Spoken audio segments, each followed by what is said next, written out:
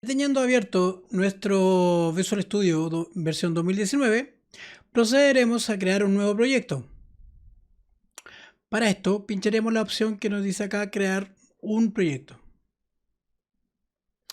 En este caso, generamos una aplicación web de versión ASP.NET y debe ser una aplicación vacía. Acá le daremos un nombre a nuestro proyecto.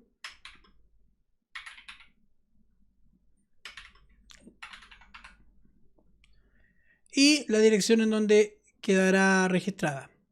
También podemos especificar la versión de .NET Framework que vamos a utilizar. Voy a utilizar la que viene por defecto, que es la 4.6. Vamos a dar crear. Acá me pregunta de qué tipo de aplicación voy a crear. Vamos a indicar que es MVC y también vamos a tiquear el API web. Por si necesitamos más adelante, ¿cierto?, utilizar peticiones de tipo REST. Damos crear a la aplicación. Y esto empieza a generar nuestro proyecto. Acá ya se encuentra nuestro proyecto generado, ¿cierto? Está la capa de controladores, la capa de contenidos. Acá va, por ejemplo, todo lo que es el CSS. También tenemos otra en donde va todo lo que es JavaScript, ¿cierto? Scripts, las vistas de nuestra aplicación y los modelos. En esta clase trabajaremos básicamente en los modelos, ¿ya? Vamos a generar nuestra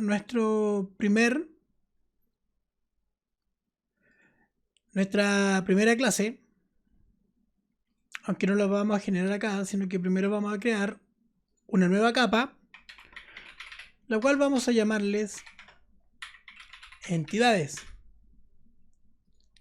Dentro de esta capa agregaremos nuestra entidad base.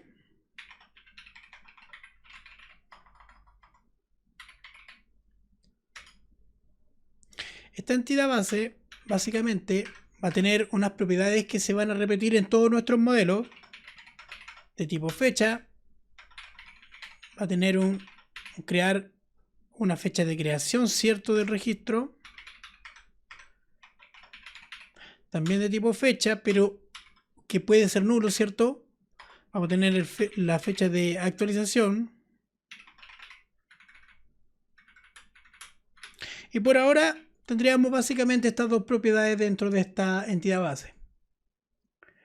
Ahora vamos a crear una nueva clase, la cual va a representar el rol. El rol que va a tener un usuario, ¿cierto? Revisando un poco lo que es nuestro diagrama de entidad-relación, ¿cierto? Tenemos una tabla de usuarios, el cual un usuario es un rol, ¿cierto? O pertenece a un rol, y un rol puede tener n usuarios, ¿ya?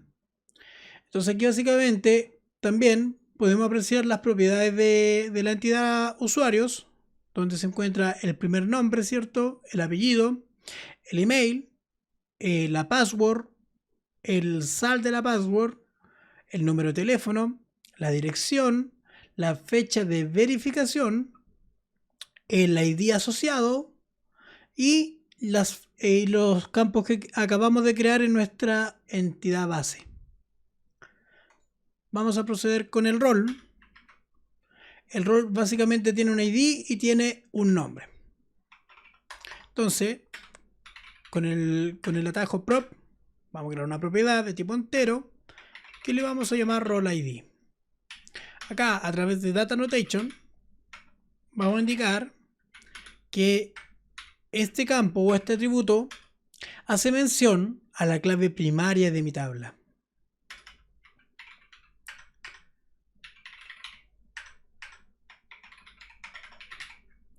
También vamos a tener otro atributo que va a ser el nombre del rol, ¿cierto? Y vamos a indicar que este campo es requerido. Básicamente, eso sería por el lado del modelo rol o entidad rol, vamos a generar una nueva clase. Esta clase se va a llamar usuario. Bueno, este va a heredar de base identity, nuestra entidad base, ¿cierto? Va a heredar los dos atributos que acabamos de crear. Y ahora debiésemos trabajar netamente en las propiedades del usuario. Como vemos acá, tiene un user ID y es su primary key. Es la primary key. Entonces, nt de tipo entero, user ID. Vamos a indicar que es la primary key con la notación key. De tipo string, tenemos el primer nombre.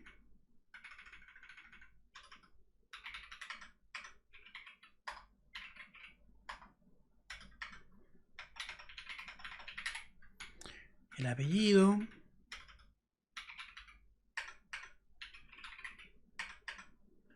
Tenemos el email.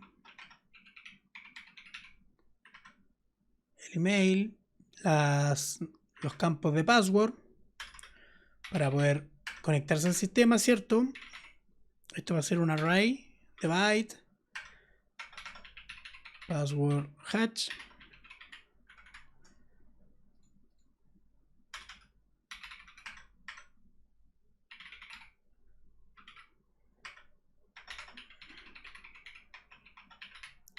El password salt. El número de teléfono, la dirección, la fecha de verificación. String. El número de teléfono.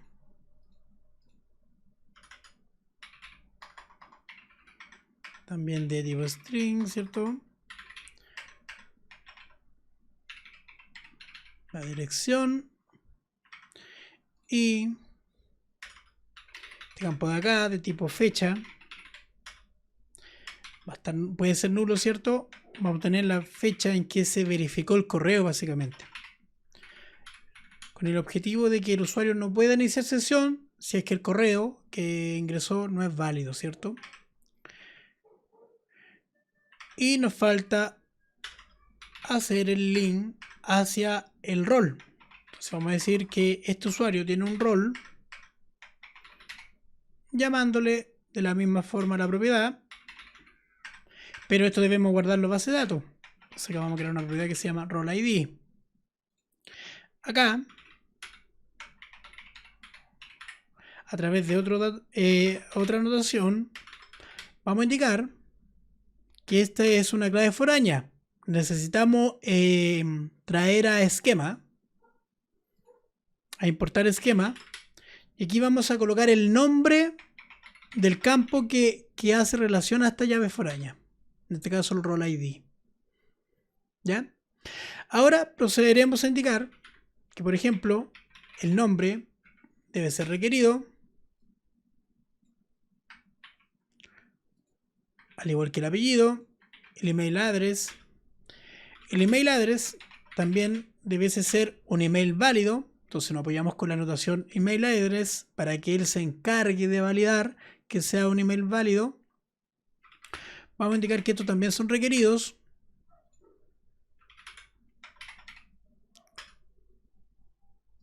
El número de teléfono, la dirección no son requeridos, ¿cierto?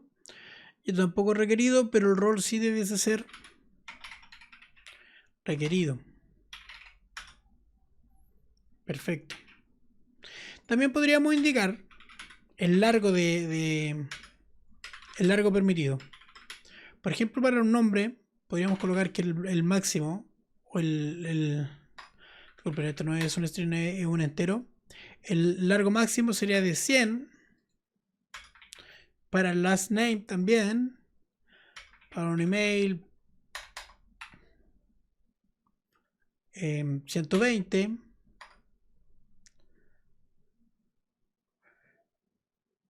Y básicamente esto sería, ¿cierto? Muy bien. Entonces acá tenemos nuestra entidad rol. nuestra entidad usuario. En la entidad rol podríamos decir que un rol tiene una lista, ya que tiene n usuarios asociados, ¿cierto? De usuarios, y le podríamos llamar users. Perfecto. Tenemos ambas entidades. Entonces ahora, dentro de la capa de entidad, vamos a crear una nueva clase. De hecho, podríamos hacer esto un poquito más corto, creando un nuevo elemento. Vamos a colocar que vamos a trabajar con datos. Vamos a trabajar con Entity Framework. ¿Ya? Entity Framework. Y a este le vamos a llamar Application DBContext, que va a ser el contexto de la base de datos. Vamos a decir que me genera un modelo vacío a través de el código primero, siguiendo esa estrategia. Le damos finalizar. Y él acá me genera automáticamente una clase. Bueno, también instaló Entity Framework. ¿Ya? Me generó esta clase que yo le llamé Application DBContext, en el cual van a ir todas mis entidades. Entonces acá van a ser de tipo DBset, ¿cierto? Porque son entidades de base de datos. Van a ir los usuarios. Por buena práctica lo llamamos en plural, porque es una tabla, ¿cierto? También DBset. Y los roles.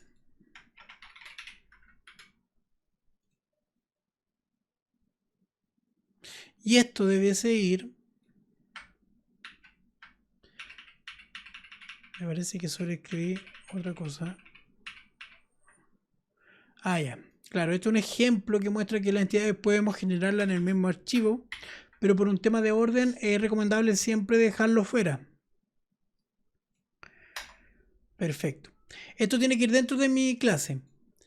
Acá estoy heredando de DBContext, que vendría siendo la clase que viene con Entity Framework, la cual me permite conectarme a la base de datos y poder trabajar con Entity Framework. ¿Ya? Acá, cuando estoy creando el constructor, estoy utilizando el nombre Application DBContext. ¿Qué significa esto? Este nombre de acá debe estar en nuestro archivo de configuración, el webconfig, y debe estar como un connection string. Si se fijan, acá está. Acá me creó el archivo, ¿cierto? Con este nombre, Application DBContext. Debe llamarse igual. ¿Ya? Eso es bastante importante. Acá en Data Source, básicamente tenemos que colocar que vamos a estar trabajando en forma local. Cuando trabajamos con SQL Server, podemos utilizar el punto, indicando que es en la carga inicial. En el de acá, el inicial catálogo, o el catálogo inicial, ¿cierto? Es el nombre de nuestra base de datos. Nuestra base de datos se va a llamar, ojalá hasta acá, Programación Avanzada de Aplicaciones, MVC 2021. Con la seguridad integrada, que es el otro parámetro, es igual a verdadero, estamos indicando que vamos a loguear o nos vamos a conectar a SQL Server a través de la conexión del usuario. Por ejemplo, voy a salir acá, voy a abrir nuevamente SQL Server y bueno, acá estamos colocando el punto porque nos vamos a conectar localmente, ¿cierto? Y nos vamos a conectar utilizando la autenticación de Windows. Básicamente estamos diciendo lo mismo acá en el connection string. Ahora, si yo quisiera colocar un usuario y contraseña, también se puede, ¿ya? Y este de acá, este otro parámetro, básicamente le está indicando que puede realizar dos consultas o más de una consulta en forma simultánea, ¿ya? El nombre del provider, system.data.sql client. Eso significa que vamos a trabajar con SQL Server, muchachos, ¿ya? Ahora que ya tenemos nuestra clase Application DBContext y tenemos configurado el DBContext también, ¿cierto? En nuestro webconfig, que es nuestro archivo de configuración, vamos a abrir la consola de administrador de paquetes de Nugget. ¿Ya? Esta se encuentra acá abajo en el Visual Studio. Y acá vamos a ejecutar el siguiente comando. ¿Ya? Lo cual les voy a dejar en el video, ¿no? Lo que hace este comando básicamente habilita, como lo dice, las migraciones.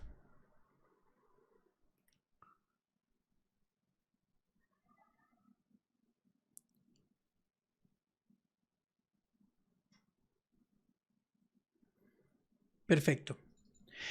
Acá creó la migración, ¿cierto?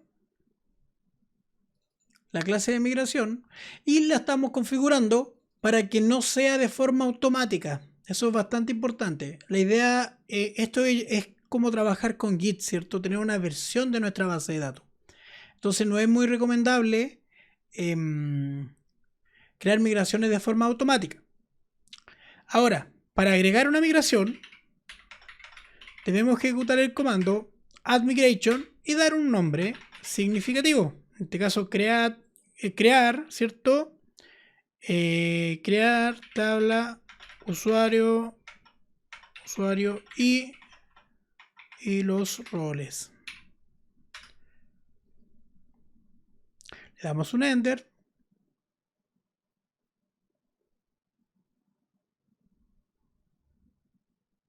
Esperamos que procese. Y ahora se puede ver lo que acaba de crear la migración. ¿Qué es lo que está haciendo? Está creando tablas, ¿cierto? Los roles. En Role ID, por ejemplo, podemos ver que esto no puede ser nulo. Y un identity true. ¿Qué significa identity? Significa que va a ir incrementando de uno en uno. ¿Ya? Y básicamente la primary key va a ser el Role ID. Lo mismo acá con la tabla de usuario o la entidad de usuario, ¿cierto? El user ID vendría siendo el campo de identidad. También la primary key. También estamos indicando que existe una clave foránea que hace referencia a la tabla roles, ¿cierto? Y se llama role ID la propiedad. Acá estamos diciendo que si yo borro, y esto es bien delicado en la informática, si yo borro un usuario o un rol en general, por ejemplo, imaginemos que tenemos el rol cliente y yo lo borro, esto va a borrar a todos los usuarios que tienen ese rol en cascada. Eso no es muy recomendable, muchachos, pero como esto no está netamente pensado a base de datos, lo vamos a dejar así por el momento. Ahora, para poder ver que la configuración se encuentre correctamente, ejecutamos el comando update database. Este comando lo que hace ejecutará este código que se encuentra acá. ¿Ya? Obviamente se está conectando a nuestra base de datos a través de los parámetros que nosotros le dimos, ¿cierto? Y está generando la base de datos. Recuerden, la base de datos, el nombre que le dimos, se encuentra en el webconfig y se llama Programación Avanzada de Aplicaciones, ¿cierto? MVC 2021. Acá todavía, acá está, y acá podemos observar ambas tablas. En el próximo video veremos cómo seguir avanzando en el tema de registro de usuario y autenticación de usuario. Muchas gracias por visualizar el video y nos vemos en un próximo capítulo.